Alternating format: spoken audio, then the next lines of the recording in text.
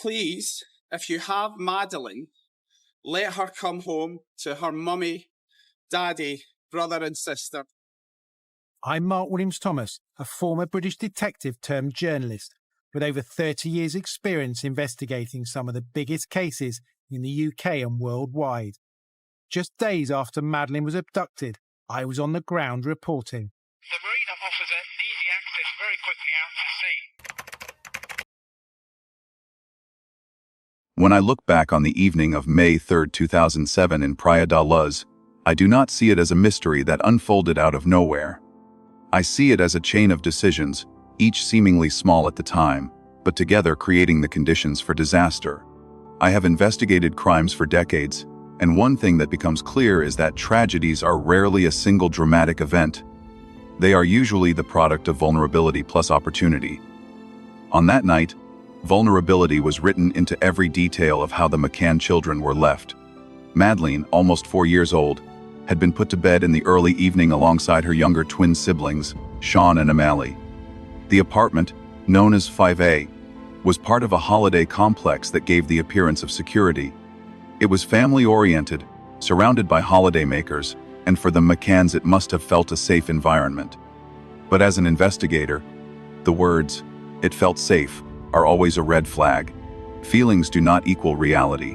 Rather than using the formal babysitting service available at the resort, Jerry and Kate decided to join their friends at the tapas bar for dinner. It was not a reckless decision in their eyes. They had a system. Each parent within the group would return periodically to the apartments to check on their children. They called it a checking routine. It gave them the illusion of control, as though they could be both at dinner and simultaneously supervising their children. Yet the flaw is obvious. A child is not safe because someone intends to look in every 30 minutes. A child is safe when an adult is present in real time, ready to intervene. The McCann's apartment layout added further weakness. The back patio door was left slightly ajar to provide airflow. To any investigator, that single choice is significant. An unlocked, partially open door is an invitation. It signals that the boundary between inside and outside has been breached. Even if no offender had intended to enter, the physical state of that door created exposure. Another critical element is that after Madeleine was put to bed early in the evening, no independent witness actually saw her again. Friends checked from the doorway, listening for noise or glancing without properly entering. Jerry himself later described listening at the bedroom door rather than stepping inside. This matters because from the perspective of establishing a timeline, Madeleine's presence in that bed is not verified after the initial goodnight. The gap between perception and confirmation becomes fertile ground for uncertainty. In my field, that uncertainty is where the truth can vanish. I want to be clear. I do not sit in judgment of parents in the sense of condemning them as villains. But as an investigator, I must state without hesitation, leaving 3 children under 5 alone in that apartment was a fundamental error.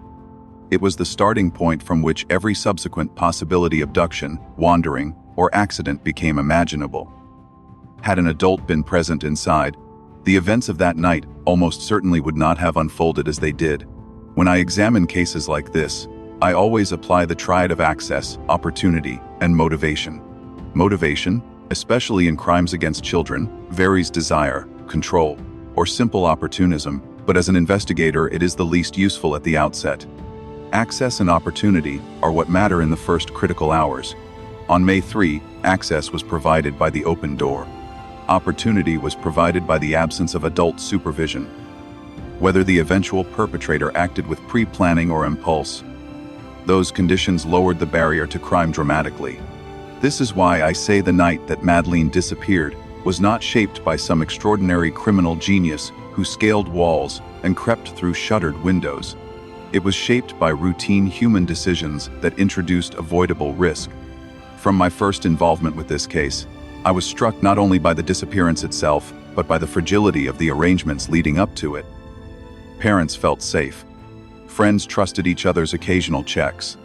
The resort seemed secure. Yet every layer of that comfort was an illusion. It is also telling to examine Madeleine's own words on the morning of May 3. She told her parents that she had woken the previous night, heard her younger siblings crying, and wondered where they were. The McCanns reassured her. We were at the tapas bar just across the way. For me, this is not just a sad anecdote. It is evidence. It demonstrates that Madeleine understood her parents were not in the apartment, and that to reach them she would need to leave the safety of her room, go out the back door, and walk onto a public footpath before re-entering the complex. That awareness meant that if she woke again, she might attempt the journey.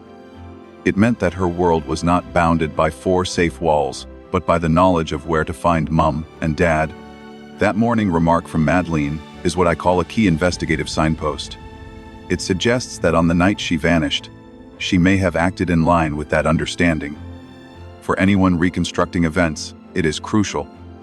Because if Madeleine did wake and wander, she moved herself from the relative safety of an apartment into the public domain. And the public domain is where predators thrive. This is the framework I use to assess the night.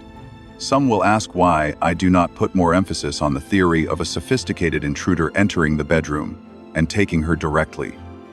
The answer is straightforward. It is almost unheard of for a stranger to enter a child's private residence, unknown to the family, and abduct. In the United Kingdom, it has never occurred in that way. Globally, it is extremely rare. But what is not rare is opportunistic abduction when a child steps, even for seconds, into unsupervised public space. That is what fits the data.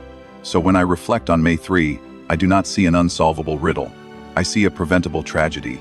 Children were left alone. The door was open. Checks were inadequate.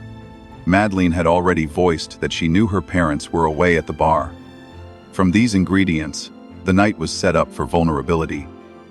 The outcome that she vanished without trace is shocking, but the pathway to that outcome is clear. In my professional judgment, the single decision to leave the children unattended was the hinge. Everything else, confusion about windows, debates about shutters, speculation about sophisticated kidnappers, are branches from that trunk. The root remains the same: 3 children were left in an environment where they could not protect themselves. I do not say this to heap blame on grieving parents, but to underline a truth. Investigations must begin by stripping away illusions of safety and confronting reality.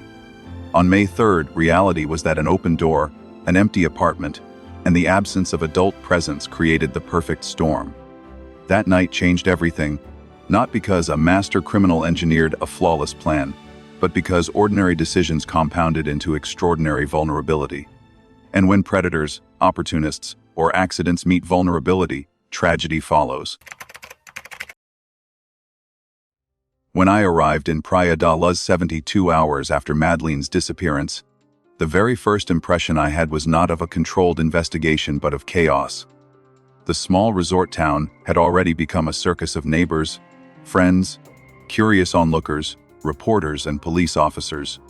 Instead of a carefully preserved crime scene, I walked into a place where crucial evidence had been trampled underfoot. For any detective, that early impression is telling. It means that the most valuable hours, the window where forensic traces are freshest and witnesses, memories sharpest, have already slipped away. The McCann's apartment, 5A, should have been sealed off from the moment the alarm was raised. Every police force in Europe knows the principle: once a child is reported missing in suspicious circumstances, you must secure the scene as if it were a murder investigation. That means no unnecessary entry, no contamination, and certainly no family members, neighbors, or journalists wandering in and out. Yet by the time I arrived, the opposite had occurred. Friends from the tapas group, resort staff, and even strangers had been inside. They meant well. They searched cupboards, lifted mattresses, checked under beds, but by doing so they erased the possibility of later identifying trace evidence. I have often said that policing is about discipline as much as instinct. The discipline is what prevents emotion from destroying evidence. In Praia da Luz, the Portuguese police failed in that discipline. Local officers, unused to major crime, treated the disappearance as if it were a routine missing child report, not a potential abduction. They did not cordon off the stairwell or the road outside the apartment.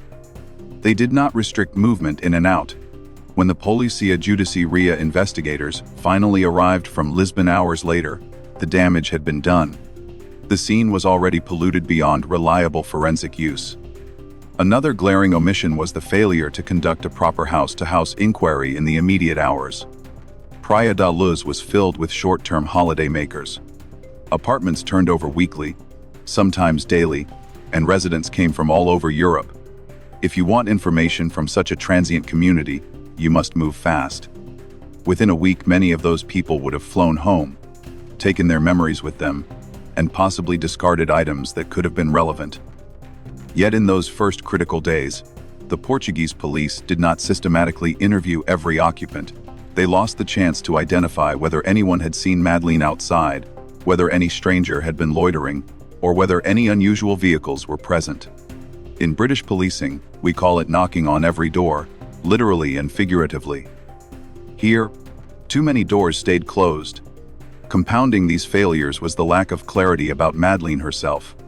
Astonishingly, there was no immediate detailed description released to the public. At first, neither the clothing she wore that night nor distinguishing features like her eye defect were properly circulated. For the public to act as the eyes and ears of the police, they must know exactly who to look for. That omission is unforgivable. Every missing child protocol stresses speed in sharing images and descriptions. With each passing hour, the trail cools. By the time the information was widely known, any potential sighting could already have been lost. Then there was the handling of the media. Within days, Praia da Luz was swamped by international journalists. Cameras, microphones, and satellite trucks lined the streets. In a case like this, the media are not an enemy, they are a crucial partner. They broadcast the child's face, keep pressure on potential suspects, and generate leads. But only if they are managed with professionalism. The first press conference I attended, held several days after the disappearance, was a disaster. It was conducted in Portuguese only, despite the fact that the missing child was British and the international press was demanding answers. Officials appeared in military uniform, speaking vaguely about searching land and sea, but giving no practical details. I remember standing there as reporters grew increasingly frustrated. A British journalist finally shouted in anger, insisting on answers in English. Only then did officials reluctantly provide a few lines. The impression left was one of arrogance and incompetence. The Portuguese authorities seemed out of their depth, more concerned with appearances than with clarity. As an investigator, I was dismayed. Public communication is not window dressing, it is part of the investigation. Clear, concise information rallies support, generates tips, and reassures the family. What we saw instead was confusion, delay, and mistrust. These early missteps meant that the so-called golden hours, indeed the golden 48 hours, were squandered. Every major study of child abductions shows the same pattern. If a child is killed, it usually happens within the first 3 days. That makes the initial response decisive. Evidence should have been collected immediately: fingerprints, DNA swabs, door-to-door statements, CCTV recordings. Instead, we were left with muddled timelines, contaminated rooms, and fading witness memories. The chance to know precisely when Madeleine left that apartment, or whether someone entered, was lost forever. From my vantage point as a former detective, I cannot overstate the impact of those errors. Imagine a puzzle where half the pieces are brushed off the table before you even start. That is what the Portuguese police created. They left investigators scrambling with speculation instead of data. And once speculation takes hold, whether about the parents, about strangers, or about improbable break-ins, it is almost impossible to bring the focus back to hard evidence. The tragedy is not only what happened to Madeleine, but how the investigation itself became compromised. When people ask me why, 16 years later, the case remains unsolved, I point them first to those opening days. By failing to control the scene, by failing to question every neighbor, by failing to release clear information, the authorities crippled their own ability to find the truth. For me, the sight of Praia da Luz 3 days in will always symbolize that loss. Instead of uniformed officers methodically documenting evidence, I saw tourists walking past, reporters mingling freely, family members searching in desperation. It looked more like a community drama than a police investigation, and once that order is lost, it can never be fully recovered. This is why, in training younger detectives, I emphasize discipline in the first moments. You may never get a second chance. In the McCann case, The second chance never came. For years, people have argued over whether an intruder entered apartment 5A, lifted Madeleine from her bed, and vanished into the night. It is the image stamped onto headlines, a faceless predator slipping silently past sleeping children. Yet from the earliest days of my involvement, I have questioned that narrative. To me, it has always seemed unlikely, almost unheard of, that a stranger would penetrate a private home, unknown to the family, and abduct a child. In decades of policing in the United Kingdom, we have not seen such an event. Around the world, it remains extraordinarily rare. What is far more common, and far more consistent with the evidence, is a child waking, wandering, and in that brief moment of exposure, being taken. That is my central hypothesis. The crucial piece of evidence comes not from speculation, but from Madeleine's own words. On the morning of May 3, the very day she disappeared, she asked her parents why. When her siblings cried during the night, she had found herself alone. "Where were you?" she wanted to know. Jerry and Kate reassured her, in what they felt was an age-appropriate way, that they had only been at the tapas bar nearby. For me, this small exchange carries immense weight. It demonstrates two vital things. First, that Madeleine had previously woken in the night and sought her parents, and second, that she now understood exactly where they were. She knew they were not in the apartment. She knew they were across the way, at a place she could reach if she went out of the back door and followed the path. That understanding transforms the investigation. If Madeleine woke again on the night of May 3rd, it is entirely logical she might repeat what she had attempted before: get up, leave the apartment, and search for her parents. This was not a toddler who lacked awareness. She was nearly 4 years old, inquisitive, articulate, and determined. Children at that age are capable of decisive action.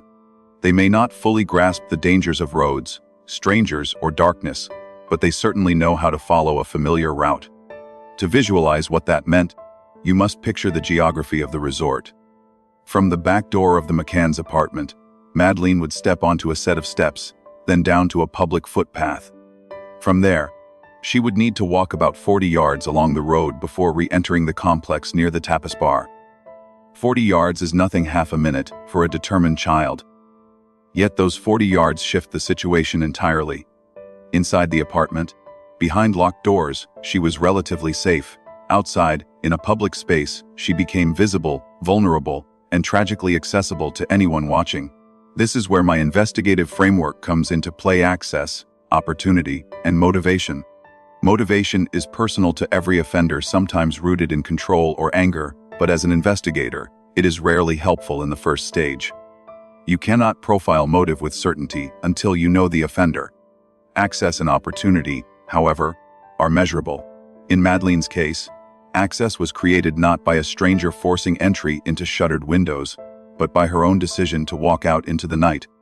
Opportunity was created by the timing. A window of minutes when her parents and friends were seated at dinner, unaware that she had stirred. A predator did not need to breach an apartment. A predator needed only to be in the right place, as a small child crossed a short distance alone. For many, this hypothesis sounds too simple, too ordinary, almost disappointing compared to the dark myth of the masked intruder. But reality is often simple. In fact, we know from case history that such abductions happen in seconds, without elaborate planning, when children become exposed. Two cases in particular illustrate this pattern with chilling clarity. The first is that of Sarah Payne in 2000. Sarah was out walking with her siblings and grandparents in West Sussex. She wandered only briefly ahead, separated by a fence with a small hole.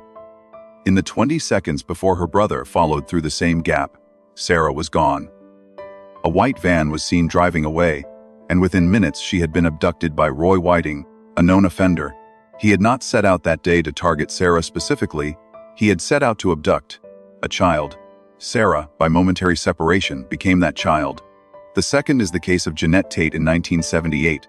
Jeanette was delivering newspapers with two friends in Devon. She cycled slightly ahead, over the brow of a hill.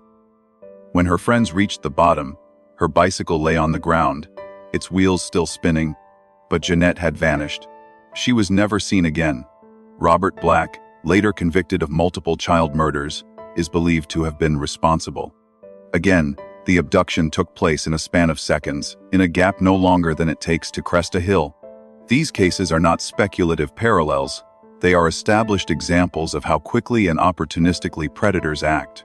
The offenders did not scale buildings or break into locked homes. They waited, watched, and seized the moment when a child was alone in public view. That is why Madeleine's remark on the morning of May 3rd is so significant.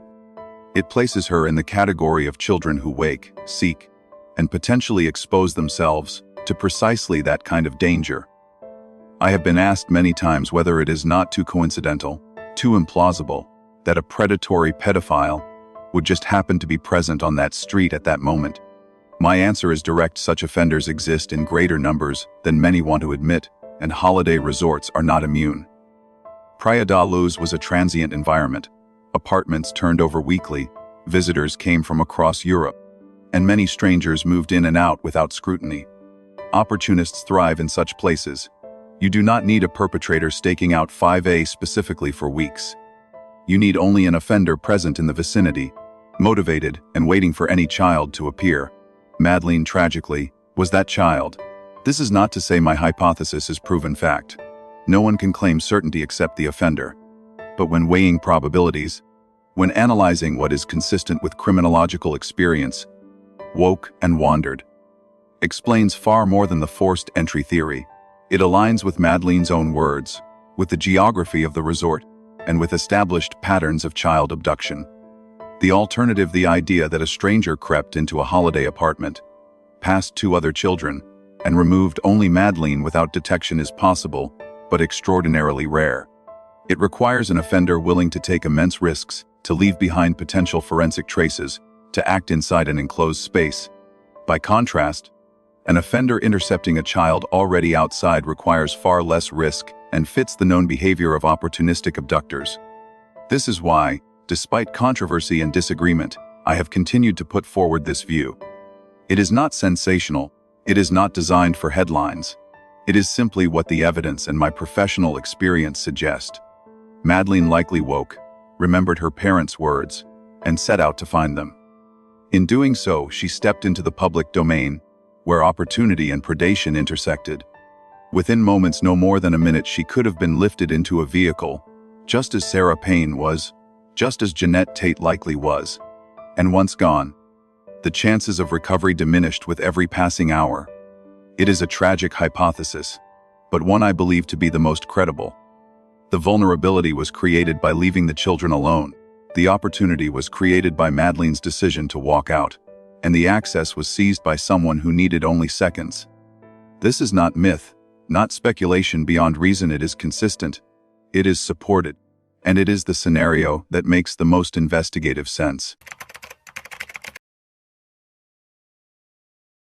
From the very earliest days of the investigation, suspicion turned inward. In nearly every case of a missing child, police are trained to begin with those closest to the victim. That principle is sound policing. Parents, step-parents, and family members statistically account for the majority of harm done to children. But in the McCann case, the way that suspicion unfolded was neither measured nor evidence-driven. It was emotional, shaped as much by public perception as by investigative logic. Jerry and Kate McCann quickly became suspects, not because of clear forensic evidence, but because of how they looked, how they spoke, and how they behaved in the unbearable glare of the media. I remember those early weeks vividly. The press coverage was relentless, 24 hours a day, with photographs of the McCanns splashed across front pages worldwide. Every expression was analyzed, every movement scrutinized. Kate walking to play tennis in the days after Madeleine's disappearance was interpreted as cold detachment. Jerry's calm, almost clinical demeanor in press conferences was portrayed as suspicious composure. People asked, why aren't they breaking down? Why aren't they sobbing constantly on camera? The implication was simple. If they did not display the raw grief that the public expected, then perhaps they were hiding something darker. As an investigator, I must stress this point.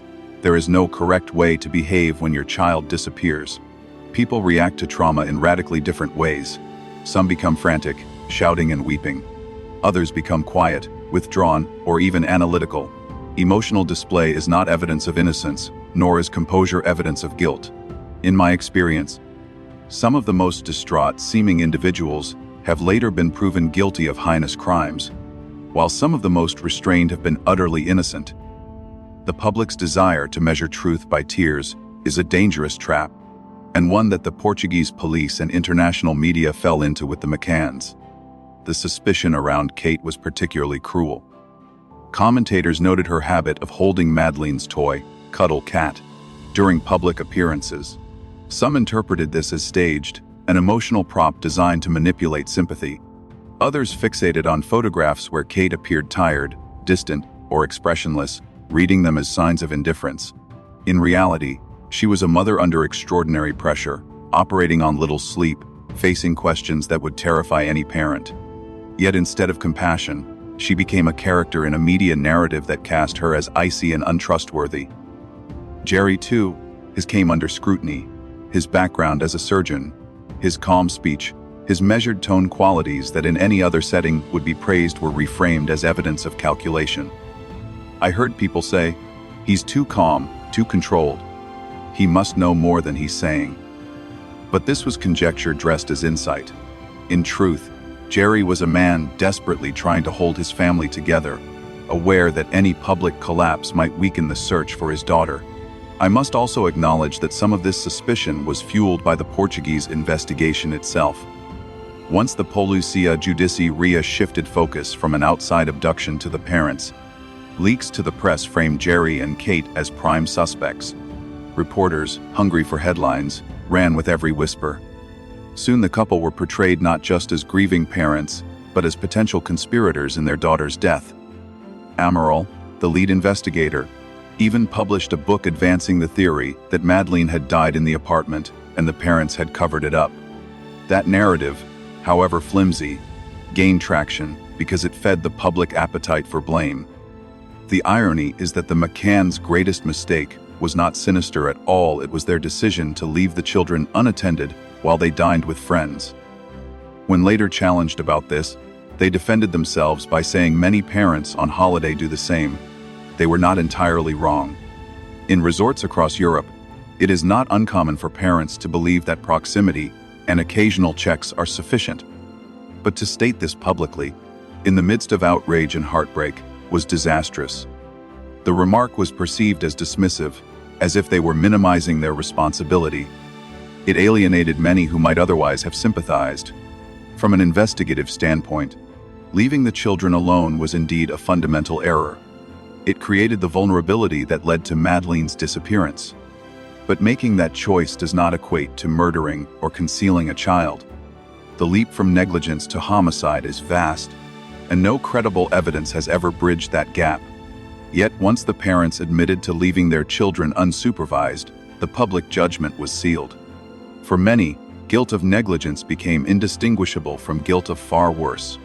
I want to underline something that often gets lost in the noisy suspicion based on appearance is not evidence. It is bias. It reflects our discomfort with people who do not perform grief in the way we expect. When investigators allow such bias to drive their case, they risk overlooking the real avenues of inquiry. In Portugal, this is precisely what happened. The fixation on Jerry and Kate diverted resources, delayed the exploration of alternative hypotheses, and fostered an adversarial atmosphere, where the parents were treated more like adversaries than victims. In my professional assessment, the McCanns' behavior, whether Kate playing tennis or Jerry speaking calmly, proves nothing. It tells us only how they coped with unimaginable stress under a spotlight none of us would wish upon ourselves.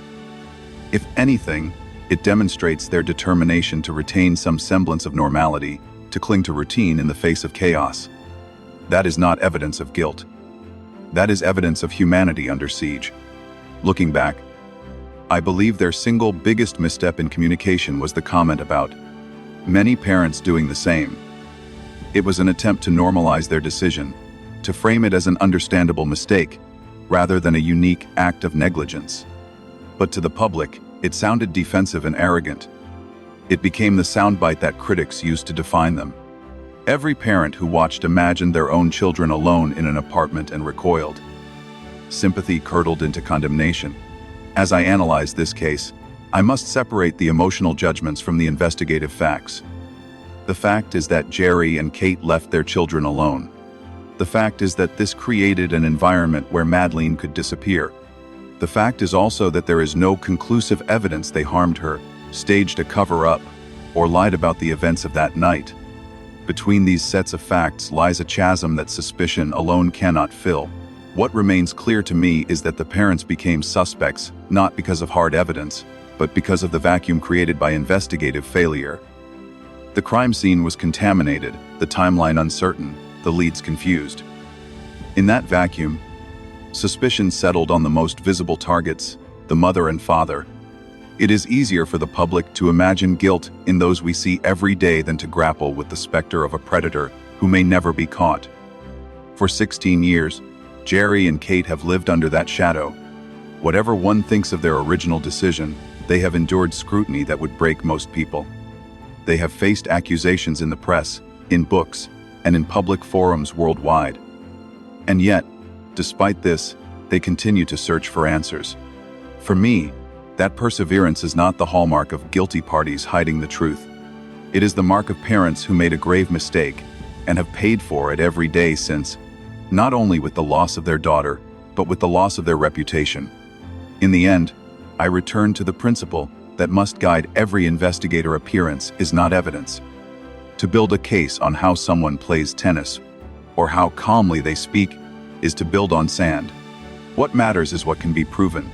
And in the McCann case, what can be proven is simply this: a child was left unattended, a door was unsecured, and somewhere in those minutes of exposure, a predator found an opportunity. Everything else is noise.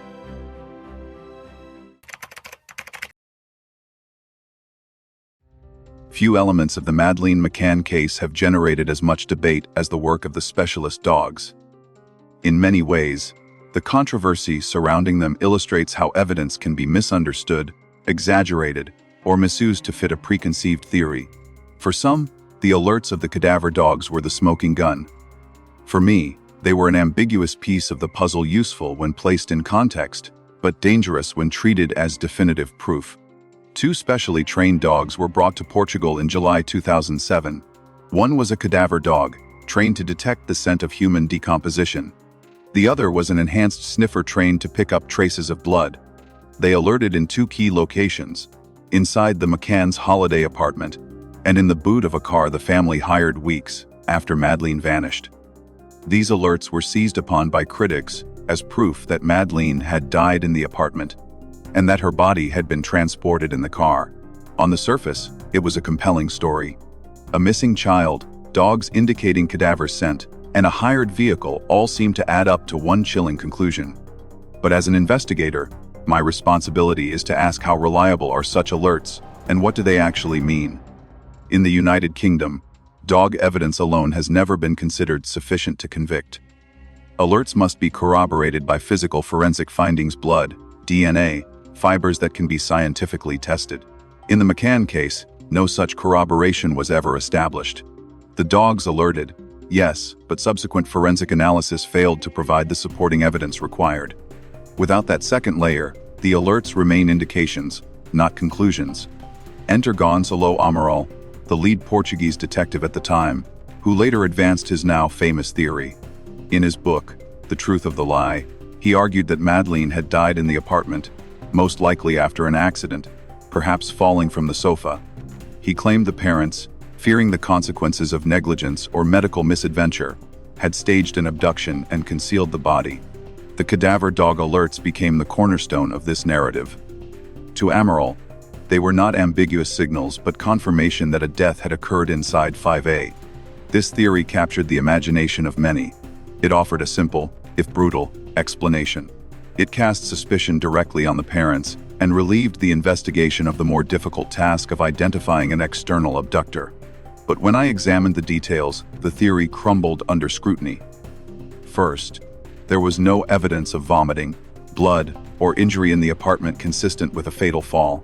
A child fatally striking her head on a sofa or floor would almost certainly leave traces: blood, hair, or other signs of trauma. None were found. Second, the theory required us to believe that two educated parents, already under intense scrutiny, would choose to conceal their child's death rather than report a tragic accident. From my experience, this is profoundly illogical. Families covering up an accident are extremely rare. The risk of discovery is enormous, and the emotional burden overwhelming. Most parents, faced with such horror, call for help immediately, even if negligence is involved. Then there is the matter of the hired car. Amaral's theory suggested that the McCanns used it to move Madeleine's body after she had been hidden for some time. But here the timeline collapses. By the time the car was hired, the family was under constant surveillance from police and media. Photographers followed their every move. Their home was observed day and night. The idea that they could have secretly retrieved a body, stored it, and transported it without detection defies both logic and logistics. In my judgment, it is simply impossible. I also return to the limitations of the dogs. Cadaver dogs are extraordinary tools, but they are not infallible. They can alert to residual odors from indirect sources, sometimes long after an event. In a high-traffic environment like an apartment or a rental vehicle, cross-contamination is a real possibility. Clothing, personal items, even medical work involving exposure to cadaver scent could create confusion. Without hard forensic evidence to back up the alerts, the dog's findings should be treated with caution. What troubles me most is how Amaral's theory shifted the focus of the investigation. Once the parents were painted as potential culprits, public perception hardened against them. Instead of chasing external leads, energy was consumed by trying to prove a cover-up. I have always said the McCanns' great mistake was leaving their children unattended. For that, they will live with lifelong guilt. But to leap from negligence to calculated concealment of a corpse requires a leap over a canyon of missing evidence. That leap was made not by facts, but by frustration and bias. It is important here to separate emotional reaction from investigative reasoning. Many people were angry at the McCanns. They could not fathom why parents would leave 3 small children alone. Anger is understandable, but anger is not proof of homicide. Amaral's theory gave that anger a narrative home, but it did not provide the evidence required. And that distinction matters. As investigators, we must be disciplined enough to resist theories that feel satisfying but lack solid foundation. From my review of the case, I am convinced that the alerts of the dogs, while intriguing, do not establish that Madeleine died in the apartment. I am equally convinced that the hired car could not have been used to move her body without detection. Most importantly, I believe it is implausible in the extreme that Jerry and Kate orchestrated such a deception under the eyes of the world. They were flawed parents who made a grave mistake, but they were not killers. That conclusion does not come from sympathy or naivete. It comes from logic, from experience, and from the standards of investigation that demand evidence, not assumption. For me, the cadaver dogs remain an interesting footnote, not a definitive answer. Amaral's theory remains a cautionary tale of how bias and frustration can warp an investigation. And the truth remains elusive, not because of what the McCanns did, but because of the vulnerability created when their daughter was left alone. I have said it before, and I will say it again: the McCanns' error was leaving their children unsupervised. That mistake opened the door literally and figuratively to disaster. But to transform that mistake into a murder conspiracy is to abandon evidence for speculation. My professional judgment, after years of examining the case, is clear. Madeleine was not killed in that apartment by her parents. She was taken. Every high-profile investigation attracts false leads, rumors, and peripheral characters who become entangled in the narrative. In the Madeleine McCann case, no one illustrates this more starkly than Robert Murat. His ordeal demonstrates how quickly an odd suspect can be created and how devastating the consequences can be when police uncertainty combines with media frenzy. Murat was a British expatriate living with his mother in Praia da Luz, only a few hundred yards from apartment 5A. He spoke fluent Portuguese and offered his services to police as a translator. At first glance, this seemed helpful. In any cross-border investigation, interpreters play a vital role in breaking down language barriers. But very quickly, Murat's willingness to be present around the inquiry began to work against him. In the eyes of both reporters and police, His eagerness looked suspicious. Why was he always nearby? Why was he inserting himself into the case? This suspicion hardened into something far more damaging. Certain journalists began whispering that Murat fit the profile of a predator. He lived with his mother, was recently separated, and seemed socially awkward. He became the archetypal, odd suspect. The person who did not conform to expectations of normal behavior and thus became a magnet for suspicion. Police, already under immense pressure for results, allowed this media narrative to seep into their own thinking. Within weeks, Murat was formally declared an arguido, a suspect, by the Portuguese authorities. As an investigator, I find this mechanism depressingly familiar. In many cases, when evidence is thin, attention drifts toward individuals who appear unusual. They may speak differently, behave nervously, or volunteer information in ways that seem inappropriate. Such traits can make them stand out, but standing out is not the same as being guilty. In fact, those who are most eager to help often do so because they feel strongly invested in the case, not because they have something to hide. Murat's situation was a textbook example of how easy it is for appearance to eclipse evidence. The media played a catastrophic role. British newspapers, desperate for new angles, printed sensational headlines casting Murat as the likely abductor. Stories described him in lurid detail, suggesting he had secrets, implying he was under constant surveillance. Neighbors were quoted making ambiguous remarks that, when stripped of context, sounded damning. None of this amounted to proof. But proof was not the goal sales were. In the crucible of public outrage, Murat became a character in a crime drama rather than a real man whose life was being dismantled. Police reinforced the pressure by conducting searches of his home and property. Items were seized, computers examined, gardens dug up. Yet nothing of significance was ever found. No forensic link to Madeleine, no eyewitness testimony placing her in his company, no credible evidence connecting him to the disappearance. Despite this, suspicion lingered. Once someone is branded a suspect, the stain is hard to remove. For months, Murat lived under a cloud of insinuation, facing suspicion from neighbors and harassment from reporters. Eventually, the truth prevailed. Murat was cleared of all involvement. He sued several newspapers for libel and won substantial damages. The courts recognized what the investigation and the media had done. They had turned an innocent man into a scapegoat. But by then, the damage to his reputation and mental health was profound. Clearing his name did not erase the years of whispered accusations or the impact on his personal life. For me, Murat's ordeal is not just a sad sidebar to the McCann case. It is a cautionary lesson about how investigations can go wrong when driven by desperation rather than evidence. Police, under political and public pressure, latched onto a convenient figure. The media, hungry for narrative, amplified suspicion until it became accepted truth. Together, they created a scapegoat. And once created, that scapegoat diverted attention from the real task, finding what truly happened to Madeleine. This dynamic is dangerous because it provides the illusion of progress. When investigators announce a suspect, the public feels reassured that the case is moving forward. Journalists have a new story to chase, and officials can claim momentum. But if the suspect is chosen on the basis of oddness rather than evidence, the investigation is not moving forward at all. It is stalling in the worst possible way. Resources are wasted, credibility erodes, and the real offender, if one exists, remains free. In my professional view, Murat should never have been elevated beyond the status of a helpful witness.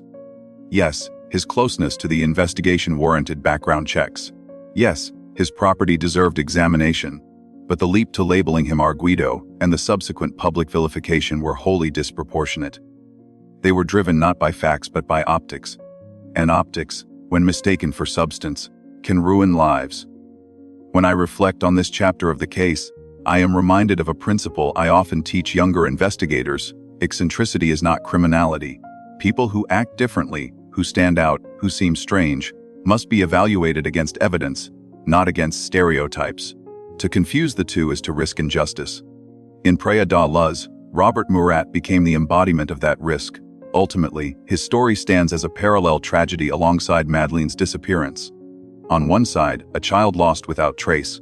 On the other, a man wrongly cast as her abductor, his life appended by suspicion and false accusation. Both outcomes stem from the same root: investigative failure compounded by media recklessness. The lesson is clear. Investigations must resist the temptation to create scapegoats simply because they are convenient. They must anchor themselves to evidence, however thin, rather than to perception.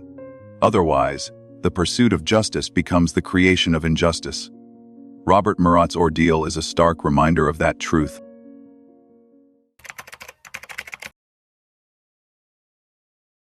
In recent years, one name has dominated headlines in connection with Madeleine McCann, Christian Bruckner. A convicted German offender with a long history of violent crimes, Bruckner has been proclaimed by German prosecutor Hans Christian Walters as the man who killed Madeleine. Walters has made this assertion publicly, repeatedly, and with remarkable confidence. Yet confidence is not evidence.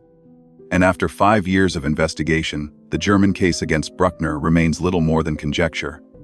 When Walters first identified Bruckner as the prime suspect, many in the media seized on the story. Here, finally, was a man whose background seemed to fit the profile: a pedophile, a drifter, a man who lived in Portugal at the time of Madeleine's disappearance. He had burglarized holiday homes, offenses involving minors, and even assaulted women. On paper, his criminal history was a chilling match for what the world imagined might have happened to Madeleine. But as any investigator knows, history and suspicion are not substitutes for proof. For 5 years now, German authorities have insisted that they know Bruckner is guilty. They have given interviews declaring their certainty, hinting at secret evidence, and promising imminent charges. A year ago, Walters said he would bring an indictment shortly after Christmas. Then the timeline shifted: early the following year, then later still. And yet, to this day, no formal charge has been filed. The reality is simple. They have no more evidence now than they had at the start. I have examined the details of the German case closely, and the weaknesses are glaring. Their argument rests largely on cell site data from a mobile phone that pinged near Praia da Luz on the night of May 3, 2007. Prosecutors claimed the number was Bruckner's and that he used it to make calls close to the McCann's apartment. But my own investigation, carried out with telecommunications experts, demonstrated that the number in question did not belong to Bruckner. The registration records, the usage pattern, the corroborating evidence all pointed elsewhere. In fact, the cell site analysis itself was flawed. The coverage area stretched several kilometers, meaning that even if the phone had been his, it could have placed him miles away, not lurking outside apartment 5A. This is not just a technical quibble. It strikes at the heart of the German case. If your cornerstone evidence is a phone number, and that number cannot be tied to the suspect, the case collapses. And if, even hypothetically, it could be tied, the location data is too vague to prove presence at the critical spot. To present this as proof of guilt is not only misleading, it is dangerous. Walters' determination to press this narrative, despite the weakness of the evidence, reveals a troubling obstinacy. Time and again he has stood before cameras, declaring Bruckner guilty in all but name. He has raised expectations with promises of charges that never come.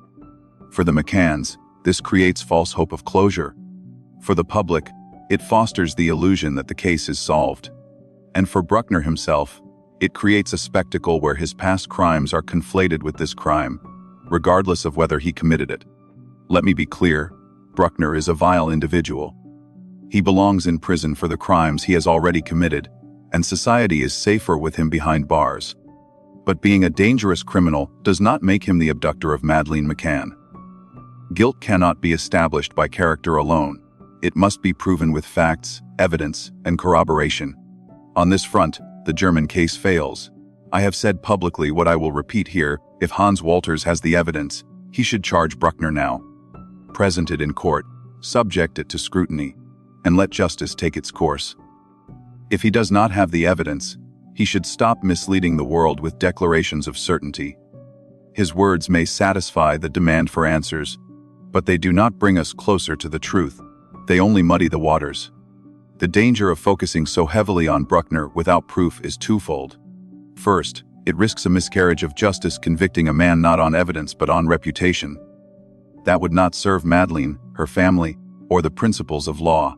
Second, it risks letting the real perpetrator slip further into the shadows. If Bruckner is not the abductor, then every year spent insisting he is amounts to wasted time, lost opportunities, and neglected leads. The true offender, if still alive, remains at liberty, unchallenged, and unpunished. I have worked closely with the FBI and studied countless child abduction cases. One of the hard truths is that offenders often strike in moments of opportunity, then disappear back into anonymity. They may not be lifelong predators with thick criminal records. Sometimes they are opportunists who act once and never again. By pinning the case solely on Bruckner, investigators may blind themselves to the possibility of another offender, someone less obvious, someone who slipped through the cracks during those chaotic early days in Praia da Luz. This is why I urge caution.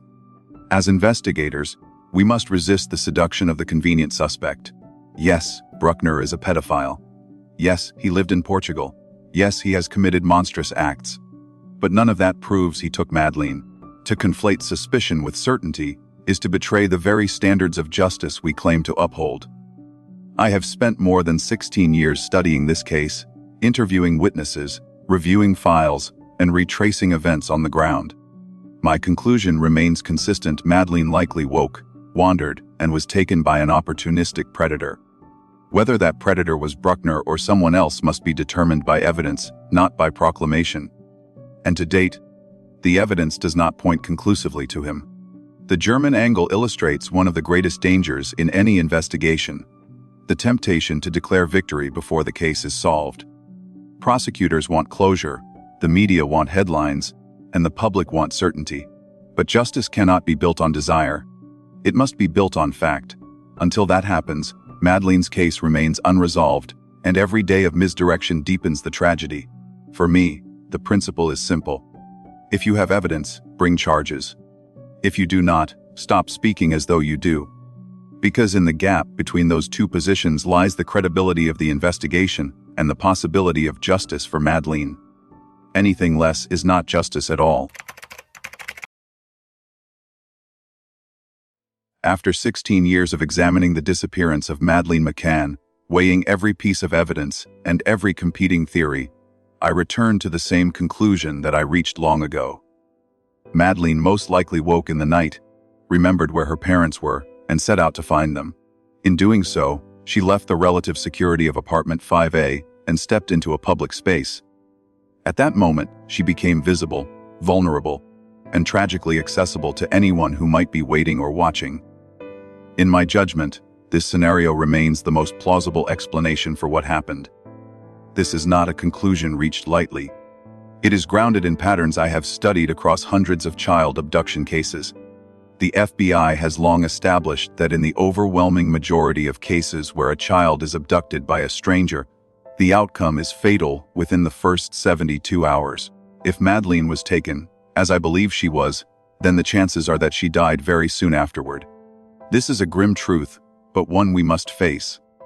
The absence of credible sightings in the years since, despite global attention, supports this timeline. Another important factor is the digital age we now live in.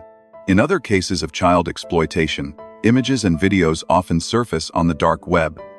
These are traded among offenders, sometimes years after the crimes. In all my research, and in all the intelligence gathered by law enforcement worldwide, no such material involving Madeleine has ever appeared. If she had been trafficked or exploited in that way, the probability of some trace emerging is high. The fact that nothing has surfaced strongly suggests that she was not kept alive for such purposes. Instead, the evidence aligns with the conclusion that she died early in the course of her abduction. Then comes the question of disposal. If Madeleine was killed, where did her abductor leave her? This is perhaps the most painful element to consider. The landscape around Praia da Luz offered many possibilities, but the sea, only a short distance from the resort, presents itself as the most likely. The ocean has long been described by investigators as the perfect keeper of secrets. Bodies disposed of in the sea are rarely recovered, particularly when currents and tides are strong. In the first days after Madeleine's disappearance, when search efforts were chaotic and poorly coordinated, the opportunity for an offender to use the sea would have been real. Once consigned to the water, the chances of recovery diminished to almost nothing. Some find this conclusion unsatisfactory because it does not end with an arrest, a confession, or a trial. But investigations are not about satisfying desires, they are about following evidence where it leads. And the evidence, as sparse as it is, points toward a simple, tragic narrative: a young child woke, wandered, and crossed paths with a predator. No elaborate conspiracy, no elaborate cover-up, just vulnerability, opportunity, and the terrible presence of someone prepared to exploit both. I also want to be unequivocal about the parents. For years, suspicion has swirled around Jerry and Kate McCann. I have heard every accusation that they staged an abduction, that they hid a body, that they lied about the night's events. None of these accusations are supported by hard evidence. Their greatest mistake was leaving their children unattended, a mistake they will carry forever. But I do not believe, and have never believed, that they harmed their daughter. To suggest otherwise is to confuse negligence with malice, and that confusion has poisoned the case for too long. My experience tells me that when investigators fixate on the wrong theory, the real offender slips further into obscurity. That has been the danger with both the Portuguese fixation on the parents and the German fixation on Christian Bruckner. Both paths, in my view, are distractions from the more straightforward explanation. The truth likely lies not in complex conspiracies or high-profile suspects, but in the opportunistic actions of a predator who happened to be in the right place at the right time. I know that this conclusion leaves many questions unanswered. We may never know the identity of the abductor. We may never recover Madeleine's remains. We may never have the courtroom moment of justice that so many long for. But investigations must deal in probabilities, not possibilities. And the probability, after 16 years of study, is that Madeleine died within days, if not hours, of her disappearance. I end this not as a theorist, but as an investigator who has spent nearly 2 decades immersed in this case. I have walked the streets of Praia de Luz, studied the files, spoken to witnesses, and compared the patterns with countless other cases. My belief remains steady. Madeleine woke up and walked out in search of her parents. Out there, in the short stretch of road between her apartment and the tapas bar, a predatory pedophile was waiting. In a matter of seconds, opportunity and vulnerability collided, and she was gone. That is, in my professional judgment, where the truth likely lies. When I step back from every theory, every headline, and every piece of contested evidence, one truth remains. A small child disappeared in the span of minutes, and nearly 2 decades later, the world still does not know where she is. The weight of that silence tells us more than speculation ever can.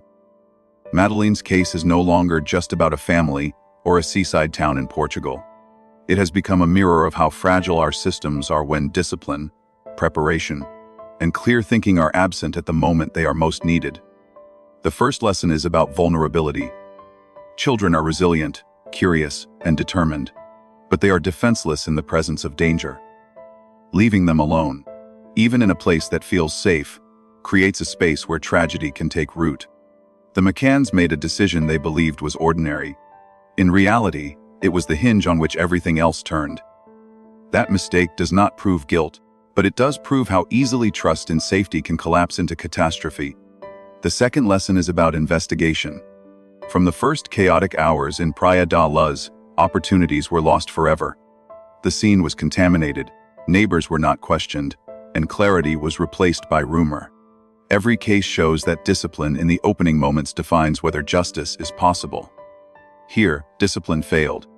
What should have been a search for evidence became a chase after theories, and theories harden quickly into bias. Once bias enters, truth recedes. The third lesson is about society. For 16 years, the McCanns have lived under suspicion, attacked for how they grieved, for what they said, even for how they looked in photographs. The public demand for answers found an easier target in the parents than in the faceless predator who may never be caught. This is the cruelty of perception. It is easier to condemn those we can see than to pursue the one who remains hidden. And yet, the search for Madeleine has shaped how the world now responds to missing children. Resorts advertise improved security, police forces review their protocols, and families everywhere think twice before assuming that proximity equals protection. These are hard lessons purchased at a terrible price, but they are lessons nonetheless. For me, the most plausible explanation remains simple and devastating. Madeleine likely woke, sought her parents, and crossed a short stretch of road into the public domain. Their opportunity met predation, and she was lost. No conspiracy, no master plan, only seconds of exposure that changed everything. What endures is not certainty but responsibility.